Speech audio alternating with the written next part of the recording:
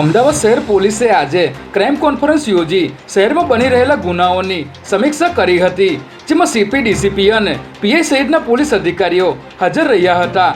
આ ક્રાઇમ કોન્ફરન્સમાં અમદાવાદ શહેર પોલીસ કમિશનર જીએસ મલિકે જણાવ્યું હતું કે ચાલુ વર્ષે શહેરમાં હત્યાના બનાવોમાં 33% અને હત્યાના પ્રયાસના ગુનાઓમાં 21% ઘટાડો નોંધાયો છે. બળાત્કારની ઘટનાઓમાં પણ 12% ઘટાડો જોવા મળ્યો છે. જ્યારે અમદાવાદ શહેરમાં સાયબર ક્રાઇમના ગુનાઓમાં થયેલો વધારો પોલીસ માટે પડકારજનક સમસ્યા છે, પરંતુ સાયબર ક્રાઇમ પણ ઊંડાણપૂર્વક તપાસ કરીને ગુનાઓ નોંધી રહી છે.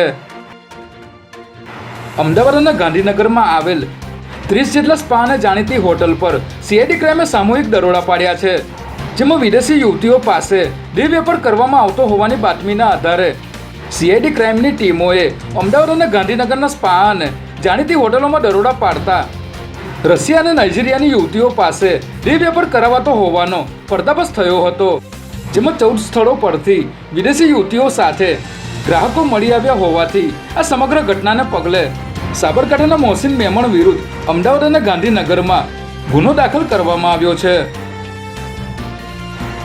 વર્ષ દરમિયાન સારી કામગીરી કરનારા પોલીસ અધિકારીઓ અને કર્મચારીઓની કામગીરીને બિરદાવવા માટે ડીજીપી દ્વારા કમેન્ડેશન ડિસ્ક આપવામાં આવે છે. ત્યારે 2023માં ઉત્કૃષ્ટ કામગીરી બદલ આઈબીમાં ફરજ બજાવતા additional DG RB Brahmbhatt, CID ક્રાઇમમાં ફરજ બજાવતા additional DG Subhash Trivedi, DGP કચેરીમાં ફરજ બજાવતા ડીસીપી રૂપલ સોલંકી અને આઈબીના એસપી રવિરાજસિંહ જાડેજાને ડીજીપી દ્વારા ડિસ્ક એનાયત કરવામાં આવી હતી. અને આ ઉપરાંત ડીવાયએસપી, પીઆઈ, પીએસએ તેમજ કોન્સ્ટેબલ મળીને 110 પોલીસ કર્મીઓને આ સન્માન અપાયું હતું.